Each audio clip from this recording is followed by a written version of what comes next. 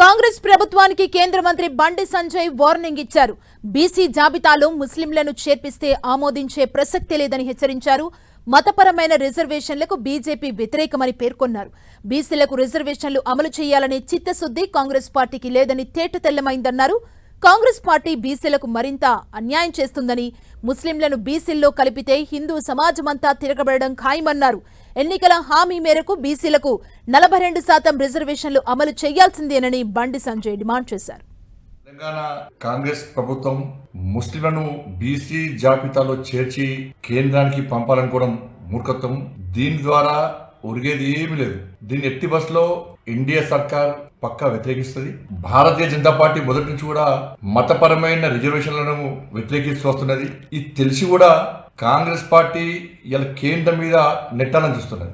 బీసీలకు 42% రిజర్వేషన్ ఇవ్వాలని చెప్పి కాంగ్రెస్ ప్రభుత్వానికి చిత్తశుద్ధి లేదు. వాళ్ళ బీసీల రిజర్వేషన్లకు కోత విధించబడతా ఉన్నది. మరి కాంగ్రెస్ పార్టీ దగ్గర ఏమాత్రం నీతి నిజాయితీ ఉంటే, నిబద్ధత ఉంటే ముస్లింలను 10% ముస్లింలను బీసీలో చేర్చకుండా మీరు ఆ జాబితాను పంపించే ప్రయత్నం చేయాలి. లేకుంటే హిందూ సమాజం, ముఖ్యంగా బీసీ సమాజం కాంగ్రెస్ పార్టీని క్షమించదు. భారతీయ జనతా పార్టీ దీన్ని పూర్తి స్థాయిలో వ్యతిరేకిస్తుంది. ఇవాళ కుల గణన అనేది పూర్తిగా ఫెయిల్ అయిపోయింది.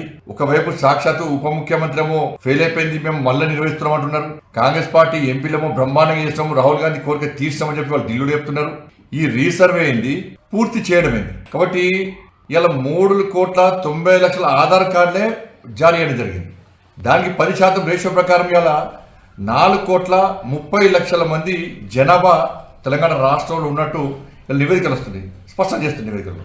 కాబట్టి ఇంకా 60 లక్షల మంది ప్రజల యొక్క సర్వే చేస్తారా చేయరా?